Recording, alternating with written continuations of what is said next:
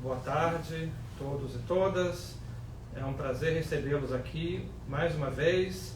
Esta é a segunda palestra do nosso terceiro ciclo de palestras do Consulado Geral em Orlando sobre temas de relevância para a comunidade brasileira na Flórida Central e Setentrional, aqui no Norte. Tenho hoje conosco Ana Alves Lázaro, que é pernambucana, residente aqui da nossa região há quase 15 anos. Ela é fundadora e presidente da Fundação Hope and Justice. Vamos hoje abordar um tema sensível, mas importantíssimo para a comunidade brasileira aqui na nossa região, que é o tema de tráfico de pessoas, violência doméstica e abuso de crianças. Ana, você tem a palavra, seja muito bem-vinda ao consulado. Muito obrigada, embaixador. Uma honra estar aqui com vocês no consulado para trazer esse assunto tão importante e muito obrigada pela oportunidade. Viu? Então, por favor. Vamos lá. Boa tarde, pessoal. Eu vou tomar assento aqui porque a gente vai passar um tempo conversando sobre um assunto extremamente importante, que é o tráfico humano aqui na região da Flórida, aqui nos Estados Unidos, né? É um tema extremamente abrangente e que seria impossível esgotá-lo dentro de 50 minutos, uma hora. Porém, eu vou trazer informações importantes aqui para vocês, que vocês vão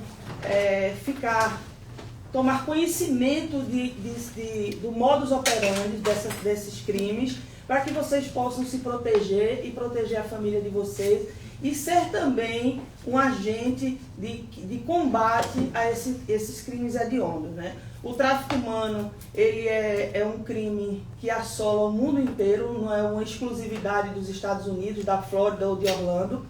É um crime que tem crescido, são 150 bilhões de dólares por ano que o crime do tráfico humano ele faz de income, mas já temos aí cifras de 160 bilhões de dólares, mais de 50 mil pessoas escravizadas ao redor do mundo, e ele está conectado com outros crimes como a violência doméstica, como o abuso sexual infantil.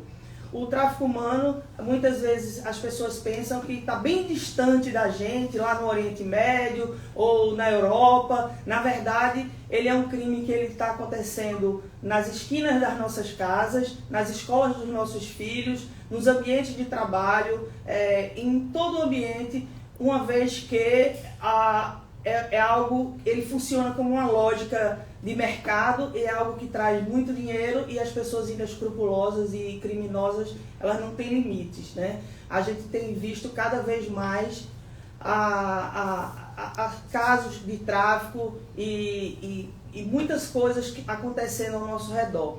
A Hope and Justice Foundation, que é a instituição que eu presido e que eu fundei, ela trabalha com 4 pilares. O pilar da prevenção, através de palestras como essa, de capacitação, de treinamentos sobre tráfico humano, sobre violência doméstica, sobre o abuso sexual infantil, que muitas vezes as pessoas acham que são crimes completamente diferentes e não são. Eles em algum ponto eles se encontram, eles convergem, eles se cooperam, cooperam entre si. Então, a gente trabalha com essa prevenção, trabalhamos também com o suporte às vítimas, através da nossa rede de apoio com profissionais capacitados, licenciados e voltados para o combate e a prevenção desse tipo de crime, advogados, psicólogos, assistente social, enfim, uma rede de apoio, de uma equipe multidisciplinar, onde a gente dá o suporte a essas vítimas. E também trabalha na parte de pesquisas, de desenvolvimento de ações, de pesquisas para melhorar, propor políticas públicas que ajudem na prevenção desses crimes, ajudem no suporte às vítimas. No novembro próximo vamos estar fazendo um congresso voltado para isso. Então, a nossa instituição, com esses 3 que eu já falei e o 4 que eu vou falar, pilar, a gente vem desenvolvendo esse trabalho aqui em Orlando, e também como consequência no mundo inteiro, porque conectamos com outras instituições, conectamos com os consulados no mundo inteiro, que nos têm dado apoio, os consulados brasileiros, que nos têm dado um apoio gigante no combate a esses crimes e no suporte às vítimas. Então, eu trouxe aqui um material para vocês, o quarto pilar que eu vou falar, né, que é a parte de denúncias também, que é onde atuamos com as questões das denúncias, em parceria com as autoridades policiais, a justiça. Então, esses são os 4 pilares. E eu trouxe um material aqui para vocês que eu utilizo durante os treinamentos que damos gratuitamente na Fundação toda última segunda-feira do mês.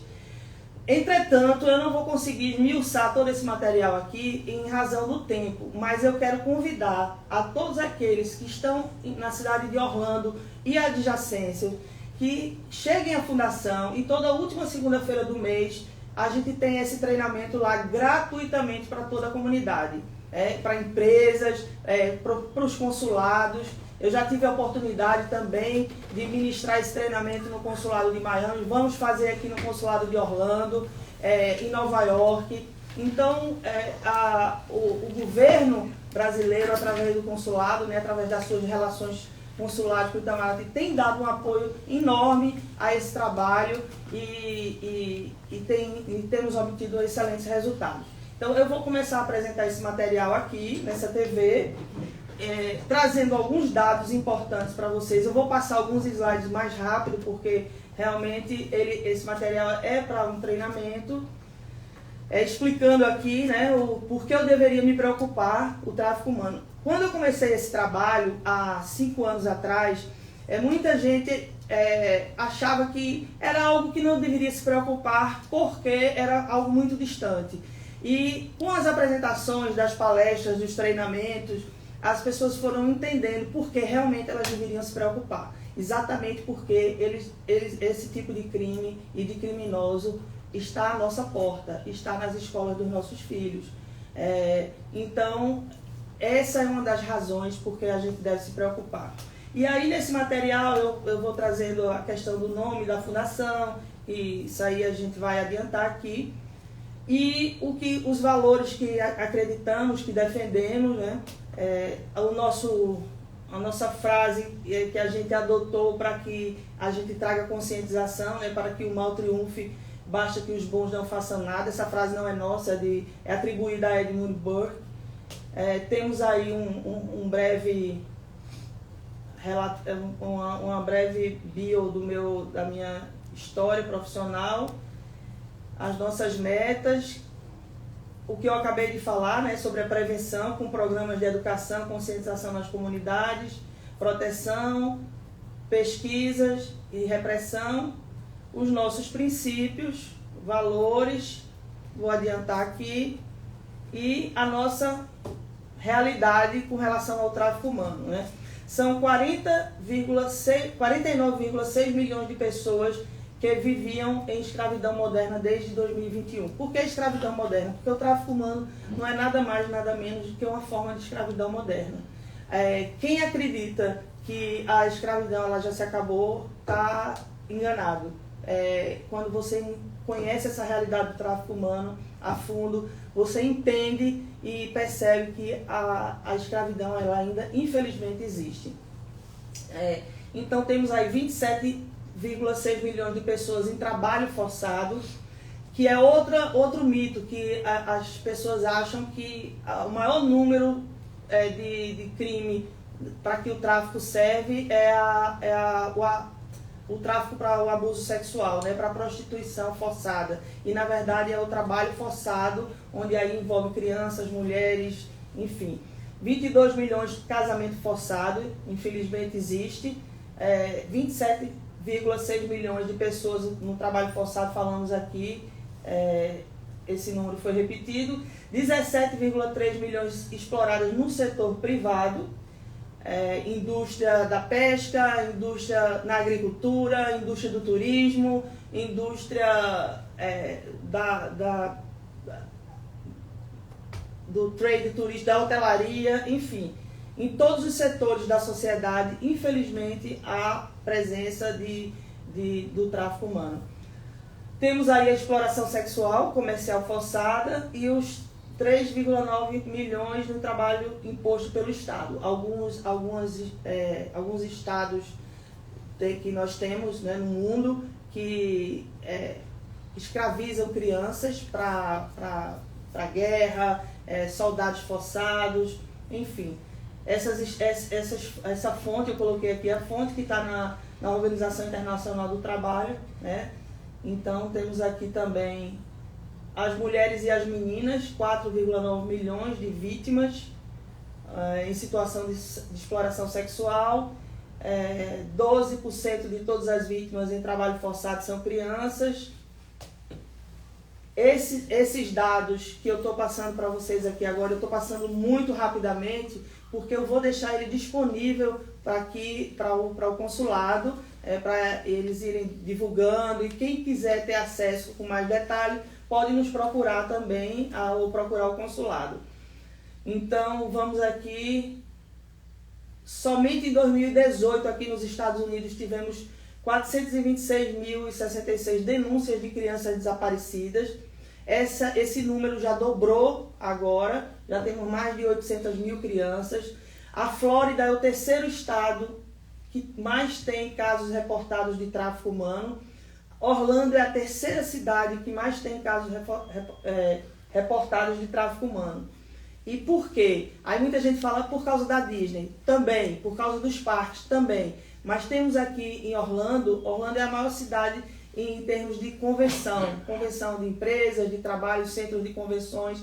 Isso proporciona um certo turismo também comercial, turismo sexual de crianças e adolescentes. E também estamos arrodeados aqui de portos, de aeroportos. Isso é um facilitador muito grande.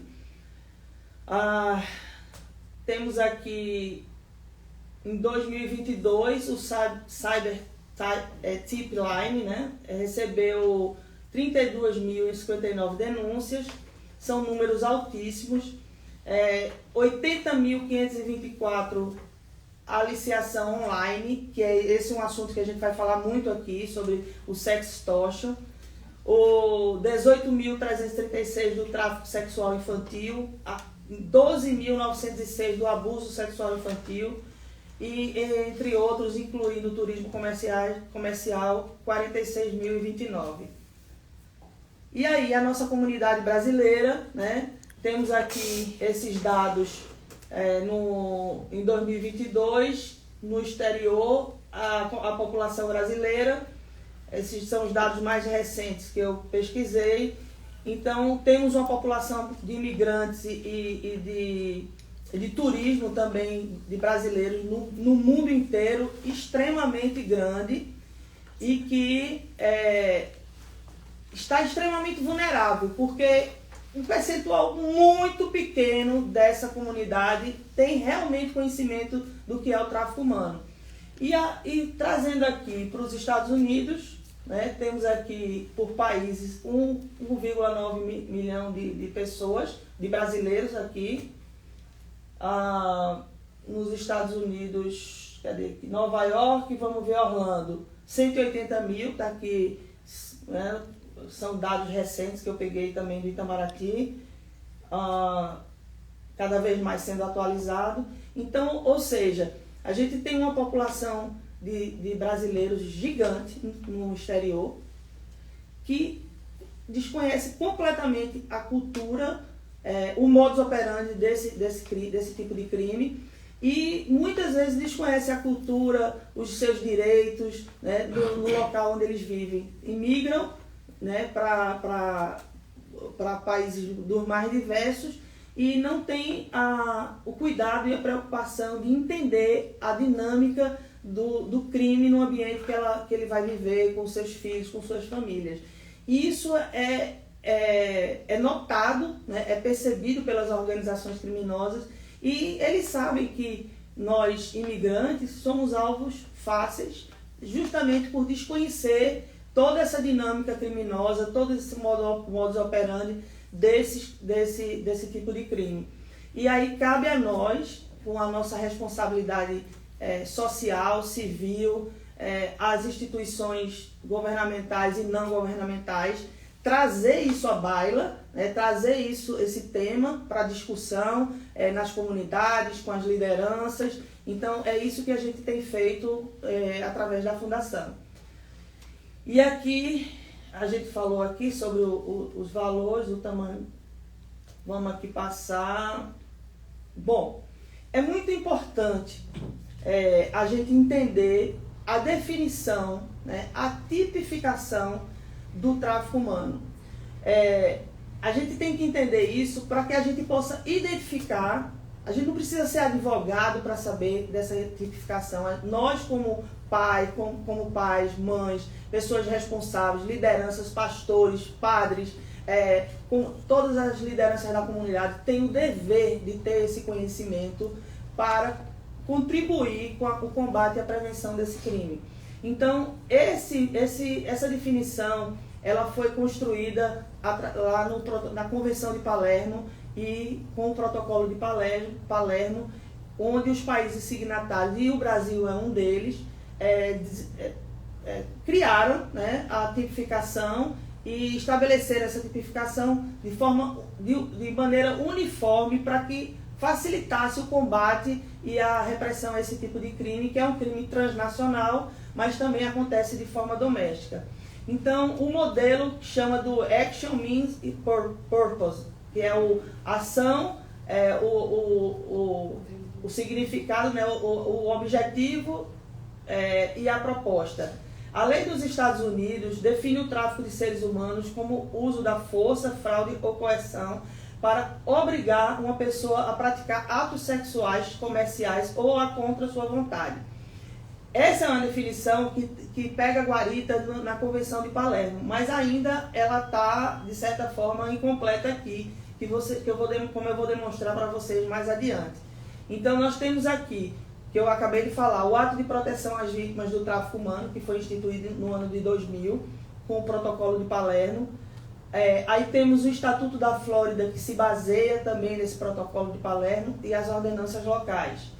E aí, no Estatuto da Flórida, que está exatamente como está no Protocolo de Palermo, diz que o tráfico humano é transportar, solicitar, recrutar, abrigar, fornecer, seduzir, manter ou obter outra pessoa com o objetivo de exploração desta. Seja exploração sexual, seja exploração para o trabalho, seja qualquer tipo de exploração que a pessoa tenha uma vantagem comercial, tenha lucro em cima de uma pessoa contra a vontade dela, ou por fraude ou por coerção, né? E aí você tem mais esmiuçado, para melhor entender, os atos do tráfico humano. Transportar, solicitar, recrutar, abrigar, fornecer, seduzir, manter e obter, pelos meios de ameaça, uso da força, fraude e coação, com o propósito de explorar, pulou aqui explorar sexualmente ou comercialmente essas pessoas. Então, quando você ou qualquer pessoa perceber ou desconfiar que ali está havendo um transporte, um abrigo, uma solicitação de uma pessoa que está demonstrando, isso são os sinais do tráfico, que está demonstrando que está sendo coagida, que não está conseguindo se expressar, que não está conseguindo agir com a sua própria vontade.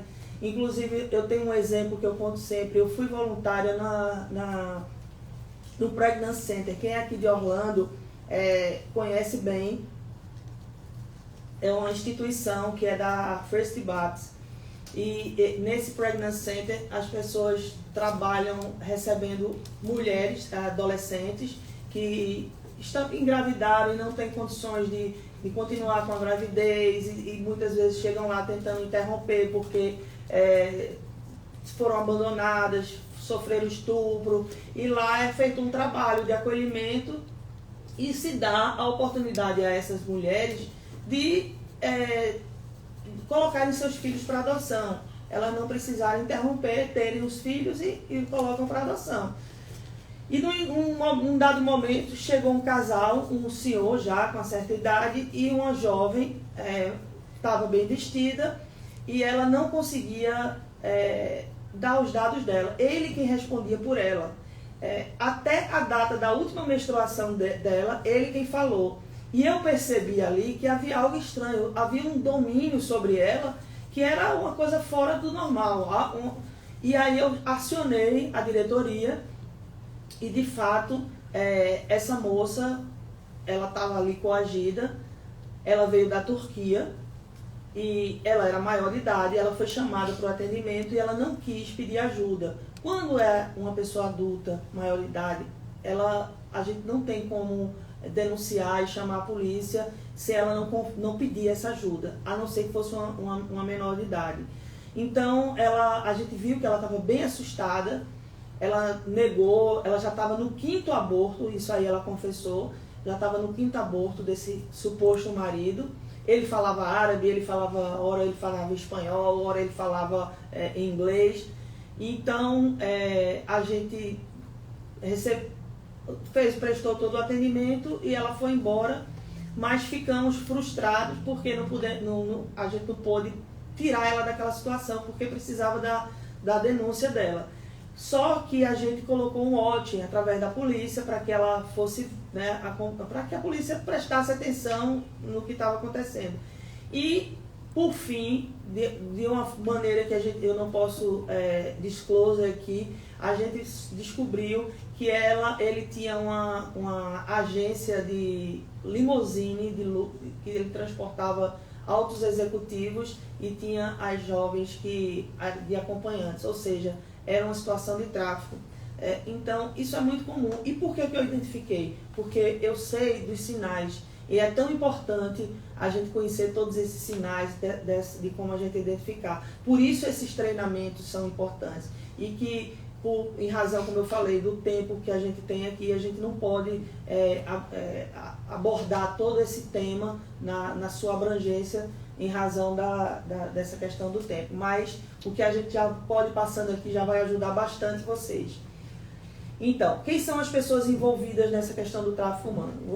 Nós temos aí os traficantes, os cafetões, compradores, clientes, vítimas, sobreviventes, agentes de primeiros socorros, profissionais treinados para esse tipo, organizações habilitadas como a nossa, advogados e a comunidade. Ou seja, toda a nossa comunidade está nesse caldeirão envolvida com a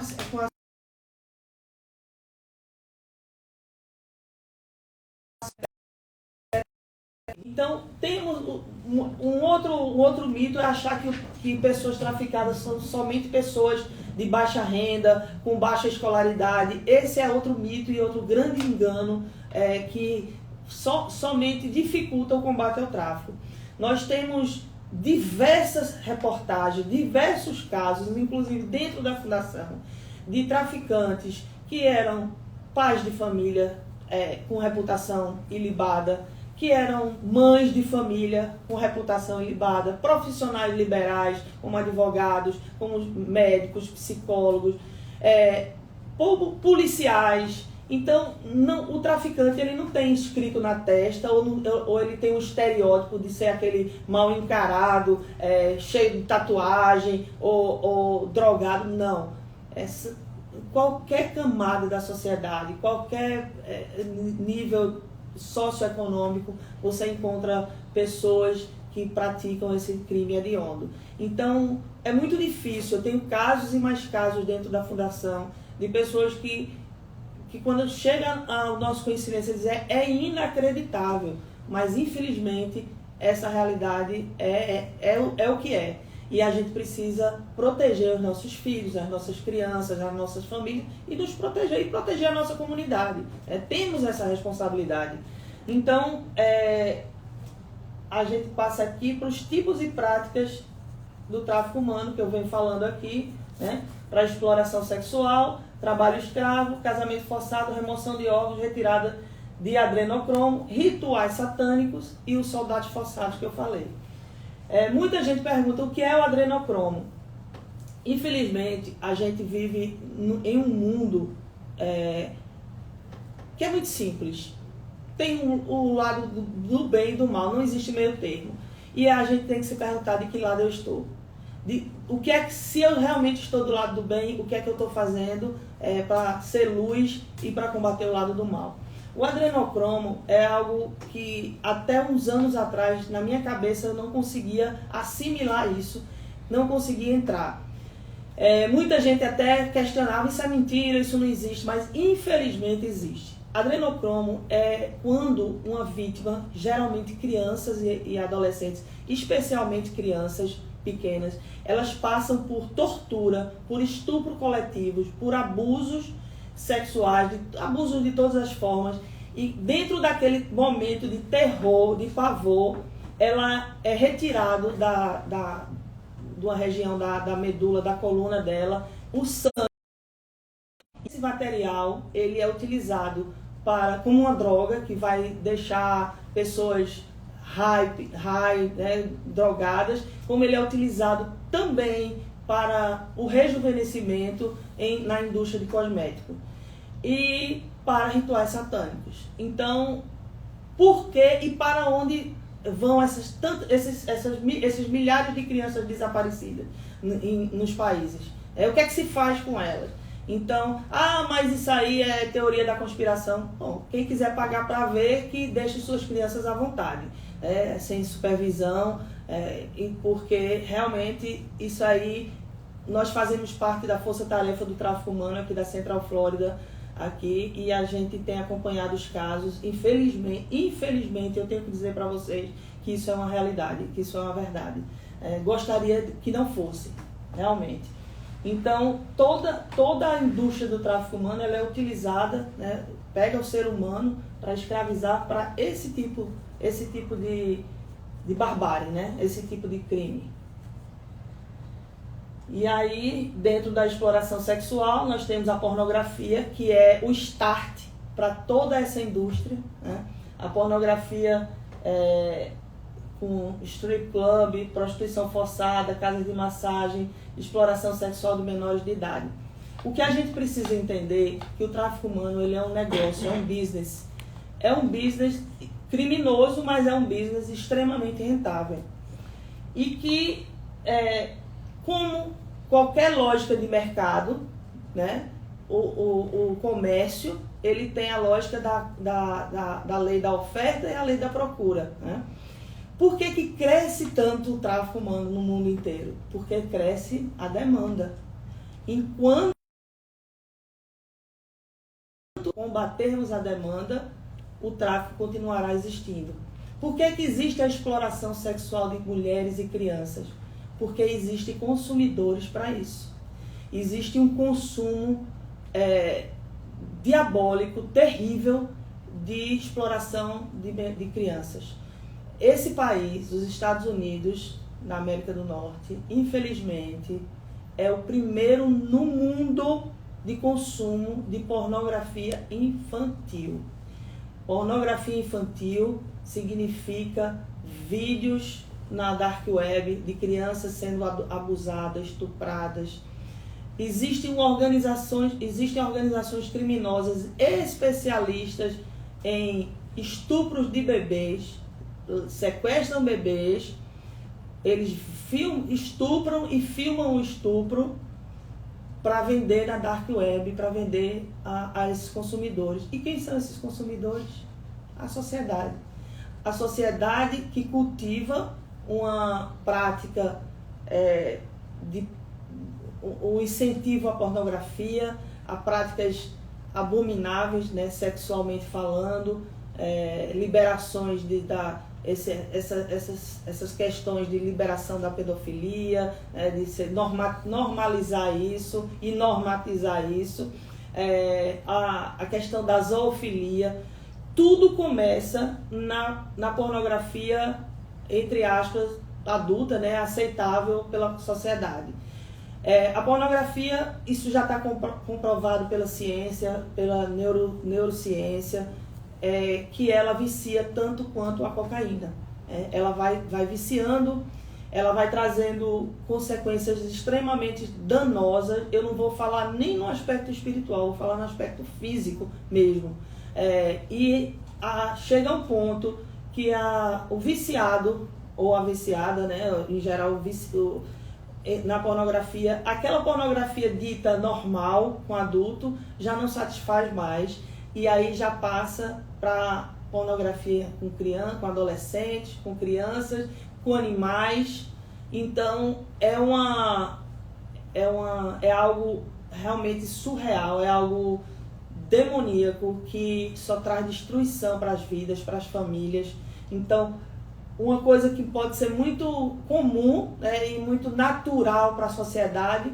Ah, não, mas eu estou com meu marido ou com minha esposa, tá tudo certo, a gente tá... Não está tudo certo, porque na hora que você vai consumir um produto desse, na hora que você vai consumir um vídeo desse, na hora que você vai consumir uma massagem dessa, você vai estar contribuindo para o tráfico humano.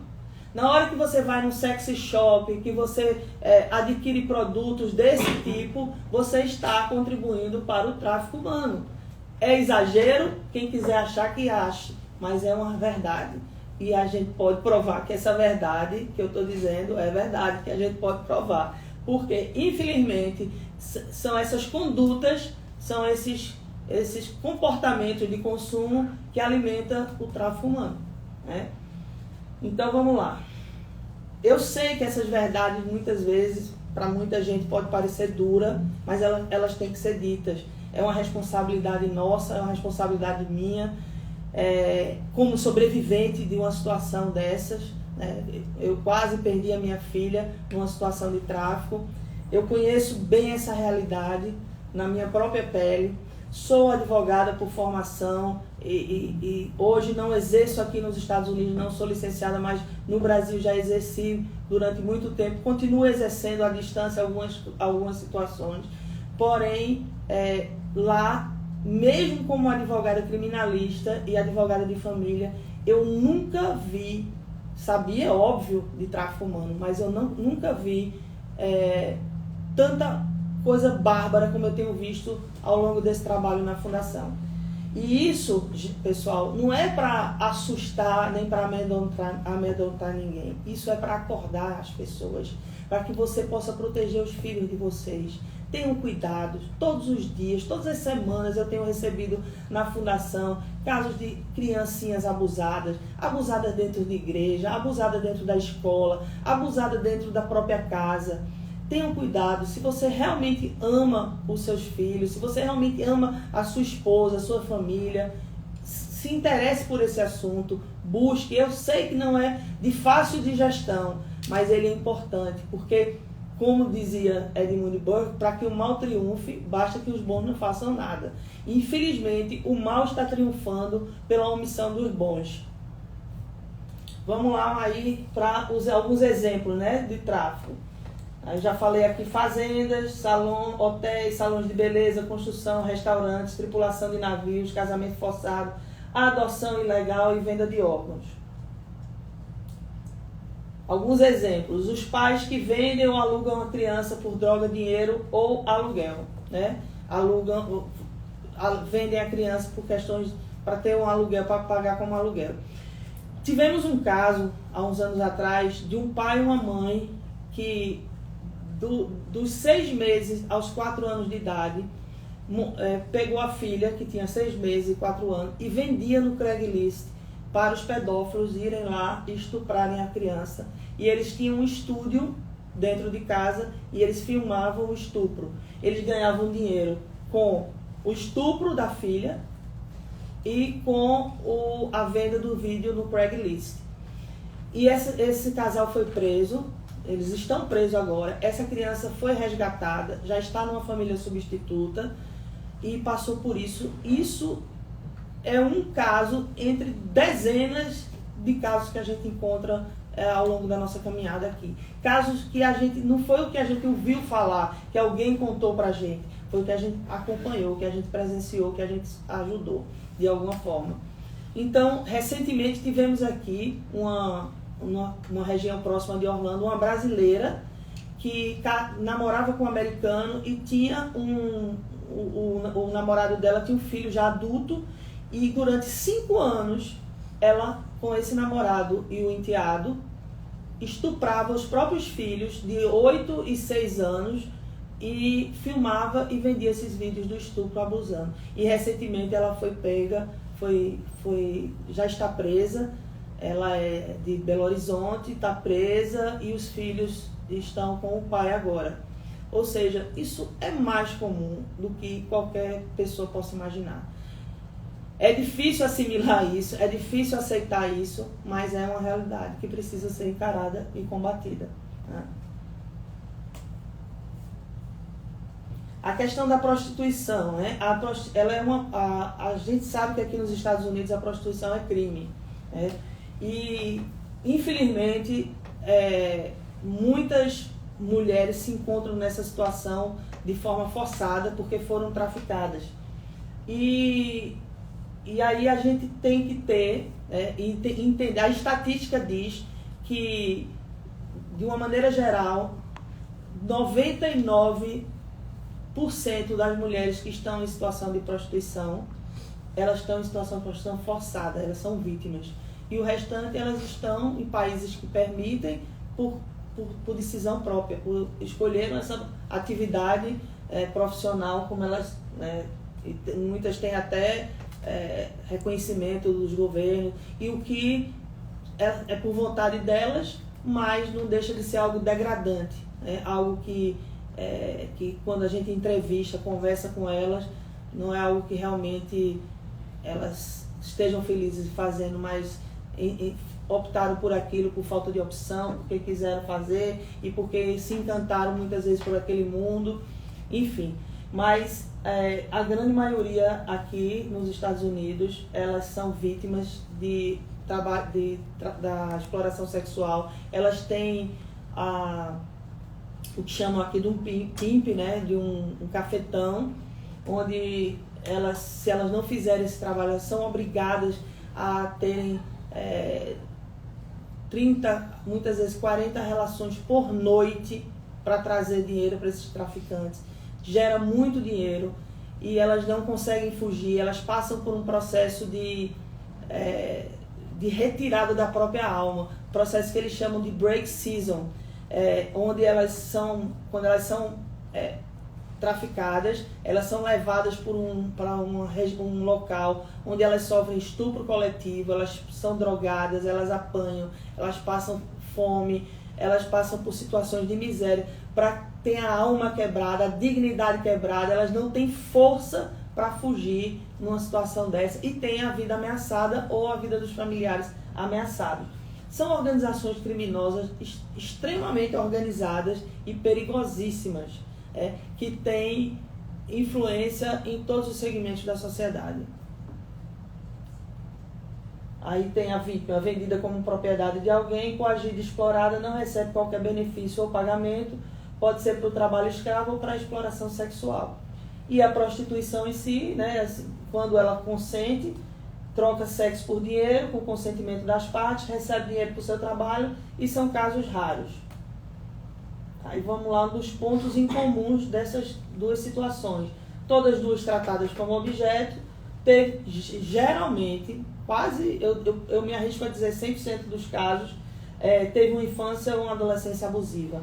Passou por abusos ou presenciou muito abuso dentro da família. Quando a gente vai entrevistar, conversar com todas elas, ao longo desses anos, inexoravelmente houve abuso, né? Opções e escolhas limitadas. Aí vamos lá, né? As presas fáceis, né? Pessoas ingênuas, desinformadas, o passado abusivo, viciadas em drogas, buscando fugir do problema, buscando um amor, aceitação, aventuras. Recentemente foi preso um brasileiro que estava envolvido com um golpe do romance, junto com os nigerianos. Um brasileiro que frequentava uma igreja famosa aqui, que era conselheiro, que era liderança dentro dessa igreja, pai de família, estava extorquindo milhões e milhões de vítimas que caíam nesse golpe do amor, né, aliciando com essa organização nigeriana. Um brasileiro de João Pessoa, que está aí preso, pegou 48 meses de prisão, e quando a gente...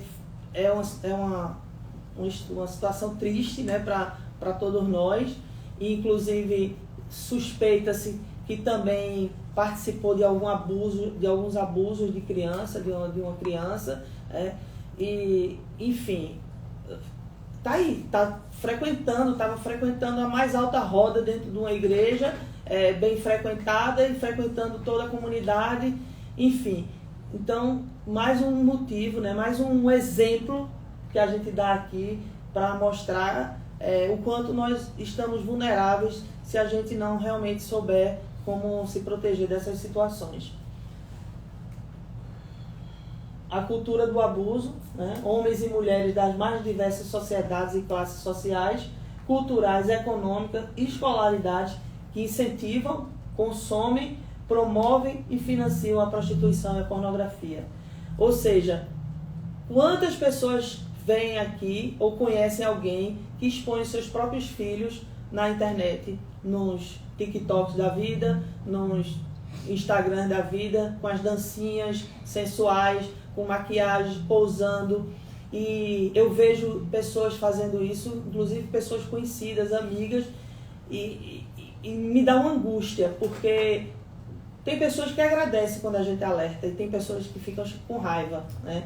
Então, mas eu não me importo que fique com raiva, eu alerto do mesmo jeito.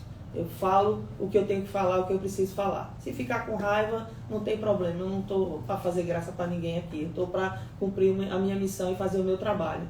Então, eu canso de ver mães e pais colocando suas filhinhas fazendo dancinha, desfilando. Então, se elas fizessem ideia, tivessem noção do risco que elas estão expondo às crianças, assim, elas não fariam isso. Porque, quando eu falei no início que a gente vai conversar muito aqui sobre o sextortion, é o tipo de tráfico que tem mais acontecido hoje em dia. É a exploração sexual, quando a pessoa caiu numa cilada na internet, jovens, adolescentes, adultos, homens e mulheres, não importa a idade, não importa o sexo, se expõe dessa forma na internet com relacionamentos. Ou seja, a gente tem casos de que adolescentes que começaram um relacionamento na internet com um suposto amiguinho ou amiguinha ou a pessoa da mesma idade, não sabia que ali por trás tinha um predador e foram aliciados por anos, e muitas vezes anos, meses, e entregaram ali suas fotos íntimas, nudes, e depois começaram a ser chantageados, e esses predadores disseram: se você não fizer o que eu mando, eu vou entregar para os seus pais, eu vou botar na internet. E aí esses jovens, eles estão frequentando a escola normal, vão para casa, quando chegam em casa mentem para os pais, dizem que vão fazer um trabalho, saem, o traficante pega o jovem ao redor da região que ele mora, leva para os hotéis daqui da região de Orlando para vendê-los e fazer dinheiro com eles. Eu participei pessoalmente de uma operação de busca desses jovens. Mais de 120 jovens numa situação dessa que foram aliciados pela internet. Então, muitas vezes, os pais trancam os filhos em casa, não pode ir para a rua, não pode sair sozinho, que está certo, tem que ter cuidado, tem que ter supervisão, mas deixam com a internet uma madrugada inteira navegando na internet, que é onde realmente esses predadores sabem que esses jovens estão lá e vão estar aliciando até que consigam dar o bote e fazer esse tipo de abordagem. Então, dezenas de crianças e adolescentes que estão nas escolas aqui, passando por situações como essa, e os pais não sabem, estão dentro de casa. É uma forma de tráfico, isso é tráfico humano. E as pessoas não se dão conta, não sabem disso. Acham que o tráfico humano é só aquela mulher que viajou para a Europa e foi fazer turismo lá, e foi fazer desfile, foi fazer programa e passou por uma situação de tráfico. E não é só isso. Existem situações de tráfico de marido explorando a própria esposa, obrigando a esposa a fazer sexo virtual, a fazer danças, ameaçando e vendendo isso, fazendo dinheiro com isso. Existem os pais fazendo isso com os filhos. Então, a humanidade deu erro. Mas vamos seguir. A indústria da televisão e do cinema é essa cultura do abuso, né? Que a gente vê os pais, as mães, as famílias estimulando essa cultura. Eu uso sempre um exemplo do filme que eu assisti quando eu era jovem, que chamava Uma Linda Mulher, com Julia Roberts e Richard Gere, né? Então, ali aquela mulher linda, maravilhosa, bem vestida, prostituta, encontra um empresário bem ricão, sucedido no hotel, ou seja, naturalizando a prostituição, né? Romantizando a prostituição. E assim essa toda a cultura que a gente liga a televisão, vai para a internet, é isso que a gente vê o tempo inteiro, pessoas naturalizando práticas abomináveis como essas, incentivando crianças. Recentemente eu vi hoje uma polêmica sobre uma menina de 12 anos que casou com um youtuber, um cantor de 20 anos e estava fazendo fotos. Então, olha o que está se cultivando e se estimulando, onde uma criança de 12 anos está pronta, preparada para um casamento, para uma vida sexual, para uma... Isso é uma aberração. Eu, sinceramente, às vezes me faltam palavras para definir essa violência, esse tipo de violência. Então, a cultura do abuso, que é explicado também, que a gente dá no treinamento sobre isso, a ciência da vitimologia, a síndrome de Estocolmo, muitas vezes mulheres que são julgadas, são hostilizadas por não conseguirem sair de um relacionamento abusivo, tóxico.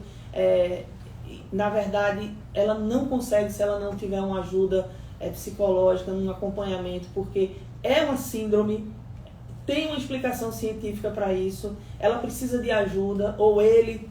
Tivemos casos também de homens que chegaram até nós, passando por que eram casados com mulheres que eram verdadeiras psicopatas e precisaram da nossa ajuda, do nosso apoio para conseguir sair dessa situação de abuso. E viviam essa questão da síndrome de Estocolmo.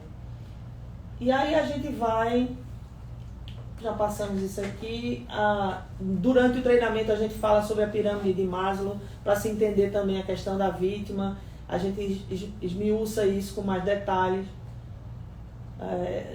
Questão do mestre da manipulação, né? O recrutamento, como é que se chega...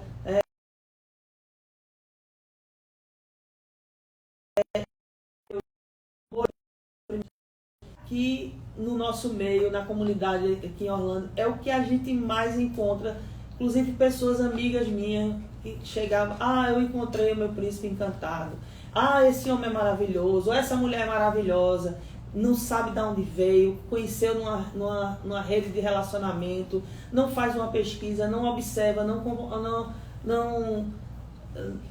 procura se aprofundar, conviver mais e já entrega a própria vida na mão desses predadores. Às vezes funciona, às vezes realmente eu conheço mulheres que estão super bem casadas e que conheceram nas redes sociais, mas há de se ter um cuidado maior. Não significa que se conheceu pessoalmente também não corra risco, corre, mas não se tem mais essa atenção. Às vezes o desespero, né, de querer um amor, de querer uma paixão, de querer viver aquilo, termina a pessoa caindo numa cilada. E muito se fala aqui, especialmente entre imigrantes, que as mulheres vêm para cá para buscar e casar com um estrangeiro para ter um green card. Só que isso acontece, mas também acontece da forma inversa. E muitos americanos, eles vão buscar mulheres brasileiras, hispanas, para subjugar essas mulheres, traficarem elas. Temos diversos casos na fundação como esse. que eles foram, procuraram, foram até o Brasil, noivaram, conheceram a família, construíram uma relação de amizade e quando trouxeram para cá, colocaram essas mulheres na prostituição e prenderam em cativeiro. E a gente atuou nos casos para resgatar essas mulheres. Entendeu? Então, assim, acontece muito o inverso, muito também. Vamos lá. Quando eu falei para vocês que esse assunto é extenso, se a gente for abordar o aspecto histórico disso, o aspecto sociológico, filosófico, político, jurídico, o aspecto psicoemocional, a gente passaria uma semana nessa live aqui e não conseguiria esgotar. Mas a gente vai chegar lá, a gente vai trazendo conhecimento, vai jogando essa semente de despertar e a gente vai conseguindo sacudir. E hoje eu tenho muitos testemunhos dentro da fundação de pessoas que conseguiram sair de situações de risco porque tinham passado por esse treinamento, tinham assistido uma palestra, tinham acompanhado as nossas redes sociais.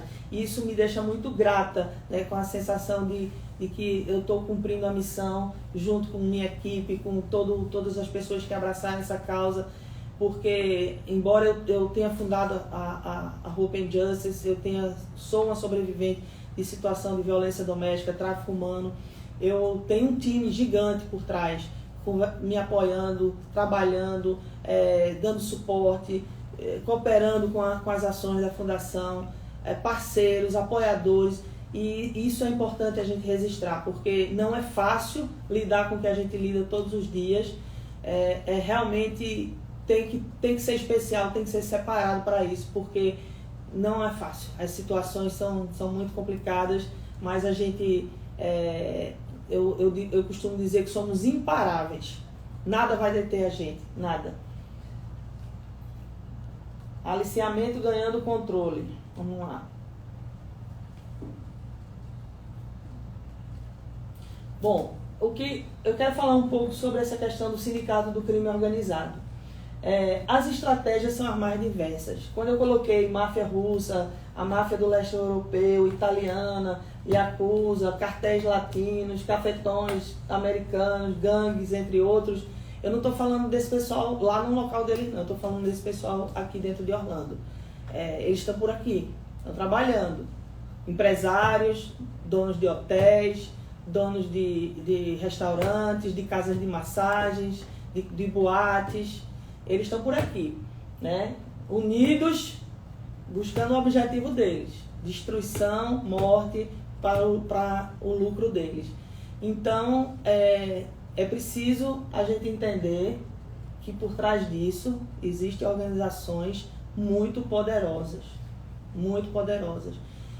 E quando eu vejo isso, eu não me amedronto, não irei parar jamais por isso. Medo é uma palavra que não existe, nunca existiu no meu dicionário. Porém, eu fico prestando atenção como eles trabalham em cooperação com os outros, embora eles concordam também. Mas como é difícil a gente conseguir unir as pessoas de bem para poder lutar contra esse outro lado. E esse é o meu maior desafio aqui nesse trabalho, nessa fundação. Reunir pessoas de coragem, pessoas comprometidas, pessoas sérias, pessoas de bem, que realmente estejam dispostas a mudar essa realidade, a tirar Orlando do 3º lugar e colocar no 100º lugar, entendeu? Porque é o maior desafio. É mais difícil a gente conseguir reunir e mobilizar essas pessoas de bem do que a gente lutar contra o tráfico e ajudar essas vítimas. Então, assim, eu aproveito a oportunidade e faço esse chamamento, né? Essa convocação aqui para que a gente forme esse exército do bem, esse exército que a gente vai transformar a nossa comunidade, a gente vai ter mais segurança, a gente vai ter mais paz, a gente vai ter mais respeito na hora que a gente se une e combate esse tipo de coisa.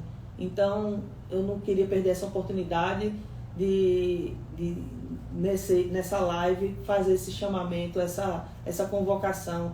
Quem puder e quiser nos procurar para participar desse trabalho junto com a gente. Tem várias formas de se ajudar, não necessariamente tem que lidar com vítimas ou com os criminosos.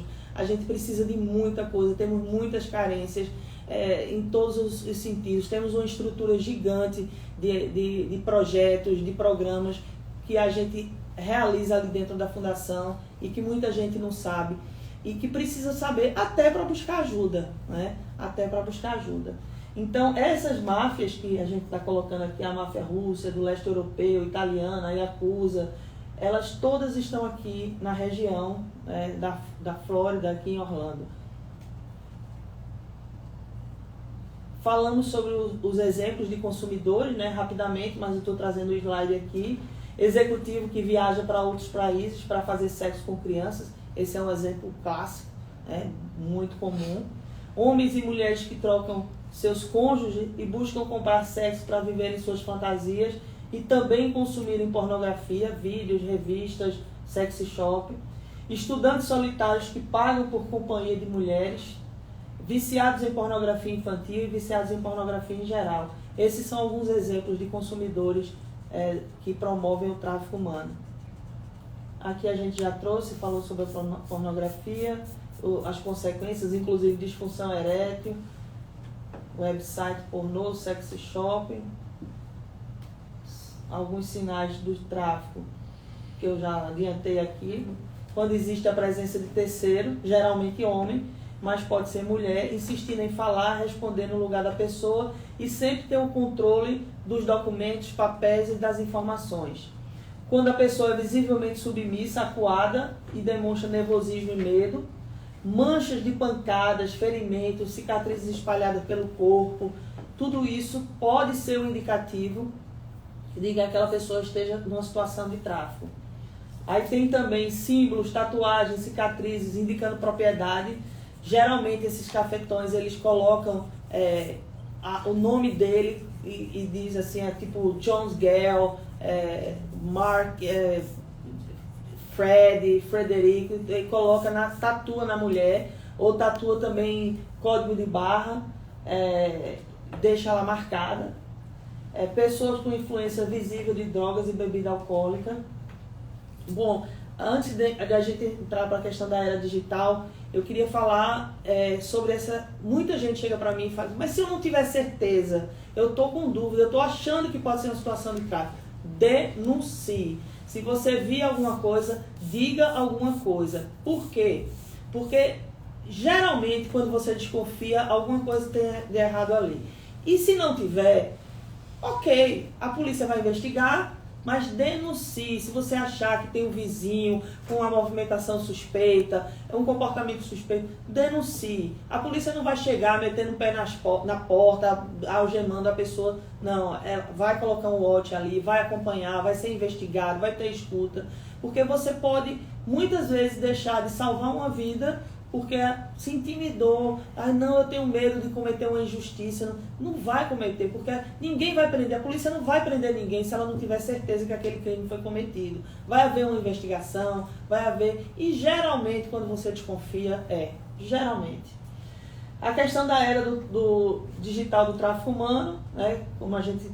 É o que tem crescido mais. A gente tem aí a internet, a Surface, né, Web, que é a que todo mundo conhece, a que estamos utilizando agora, a Deep Web, que é onde se circula alguns crimes, né? E a Dark Web, que é onde eu digo que quem criou isso aí foi Satanás no fundo do inferno, porque o que tem aí, infelizmente, eu tive que assistir algumas coisas aí em função das investigações que a gente participava.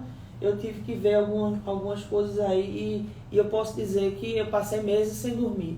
Porque eu não sei se a gente pode chamar de ser humano as pessoas que fizeram o que eu assisti ali, entendeu? Então, assim, mas essas pessoas estão aí circulando. Então, a gente tem as moedas que eles utilizam, né? Várias moedas criptografadas utilizam para cometer esses crimes. Vou passando rapidinho aqui. Bom, essa tecnologia é utilizada para ajuda de combate ao tráfico humano. Esse Traffic Cam App é um aplicativo que, se você estiver num hotel, se você estiver e você filma, você perceber que tem uma situação de tráfico, você filma o lobby do hotel e encaminha para a polícia. Não precisa se identificar, não precisa dizer nada, a polícia vai enviar uma investigação para lá imediatamente. Então, é um aplicativo que foi desenvolvido com essa finalidade. Online Sting Operation são operações que a polícia simula que é um traficante, que é um comprador de um serviço de uma criança, né, vai pegar usar a criança e monta toda uma operação, e quando o traficante vai lá entregar a criança ou vai utilizar o serviço, eles prendem, né? A gente tem vários vídeos, várias dessas operações onde a gente passa no nosso treinamento. Esse Tor e o Artemis é uma plataforma onde eles conseguem rastrear se a pessoa começa a entrar em sites pornográficos com pornografia infantil. Então eles conseguem detectar lá, um sistema gigante, é uma sala enorme, onde eles ficam rastreando, tem conexão com a polícia. Então muitos dos criminosos eles são pegos através desse sistema. Eu acho pouca coisa para a dimensão do tipo de crime que a gente tem, né? Tanta tecnologia que existe aí, tanta coisa que existe, poderia ser mais aplicado a tecnologia para combater esse tipo de crime. Você pode fazer a diferença. Aqui a gente tem alguns telefones para denúncia, né? Tem o National Human Trafficking Hotline, que grande parte das informações sobre tráfico humano eu busco lá nesse site. National Center for Missing and Exploited Children, que é outro site também onde pode fazer denúncias, e também tem muitos dados, muitas estatísticas. O da polícia, né? E o que eu costumo dizer quando as pessoas me procuram é uma situação de emergência. É uma situação de emergência, você liga para a polícia e depois você liga para a gente. A gente não tem poder de polícia, nós somos uma instituição sem fins lucrativos, uma no-profit, somos certificados, a gente tem... de uma iniciativa privada, embora sejamos de iniciativa privada, somos uma instituição de interesse público, porque trabalhamos voltado para o interesse público, voltado para o interesse da comunidade, mas se for situação de emergência, chama a polícia. Se precisar de tradução, de alguma orientação, procura a gente, que a gente tem tradutoras que podem ajudar na denúncia, ou pode inclusive participar da denúncia com a pessoa. Aquilo que eu falei, né? Se vir alguma coisa, diga alguma coisa, denuncie. Aí tem o nosso site, onde as pessoas podem fazer as doações, através do site, através do Instagram. A gente vive de doações.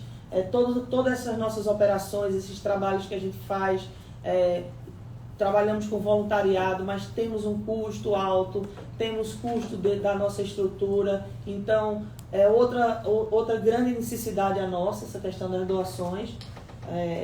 Aqui também, através de serviços também, as pessoas podem ajudar. São os sites que a gente disponibiliza para as pessoas acessarem e buscarem mais detalhes. E aí você pode até escolher não se importar e nada fazer, mas você não poderá dizer que não sabia. Muito obrigada pela atenção de vocês. Estamos às ordens, à disposição, e contem conosco, com a Hope and Justice Foundation.